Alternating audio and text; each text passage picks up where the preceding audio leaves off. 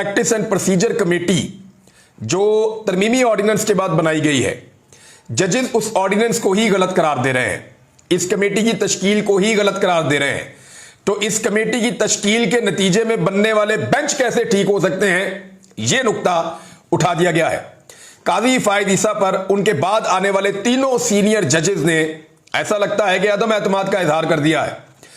Justice Mansoor दी शाह साहब ने committee में बैठने से इनकार कर दिया, जस्टिस मुनीब अख्तर साहब बेंच के अंदर नहीं बैठे और जस्टिस याया अफरीदी साहब ने भी कमेटी के अंदर बैठने से इनकार कर दिया।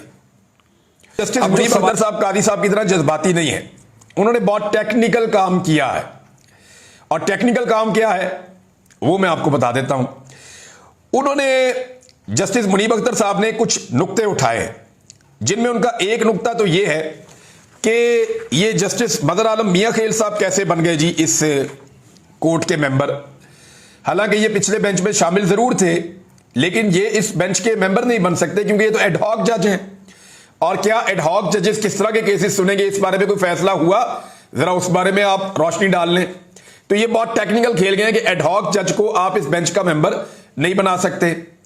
दूसरा, एक बात याद रखिएगा, ये जो फैसला था ना 2022 वाला 63A वाला, कि कोई भी रुकन अपनी पार्टी की मर्जी के खिलाफ ना तो वोट डालेगा, अगर डालेगा तो वोट गिना ही नहीं जाएगा और उसकी सीट भी चली जाएगी। ये जो फैसला था ये लिखा था जस्टिस मुनीब अख्तर साहब ने, और वो इस वक्त सुप्रीम कोर्ट ऑफ पाकिस्तान में जज है। तो रिव्यू को उनके बगैर नहीं सुना जा सकता।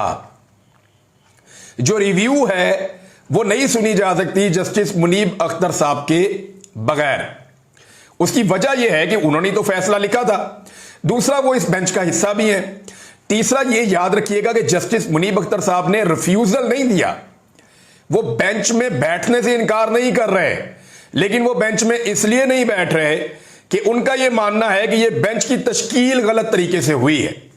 फिर उन्होंने कुछ नुक्ते उठाए। एक उन्होंने कहा जी कि जो 19 जुलाई को जो बेंच प्रपोज किया गया था चीफ जस्टिस की जानिब से, वो इससे मुख्तलिफ था, लेकिन अब जो हुआ है नई कमेटी बनने के बाद, इसमें चीफ जस्टिस ने तब्दीली करके खुद बेंच की सरबराही ले ली है। यह भी नुक्ता उन्होंने उठाया कि जनाब अब आप आकर क्यों बैठ गए हैं, 63A वाले बेंच की तश्कील पहले मुख्तलिफ थी, अब कुछ और है, तो ऐसा क्यों है हुआ। तो देखें अब मामला आकर कहां फंस गया है।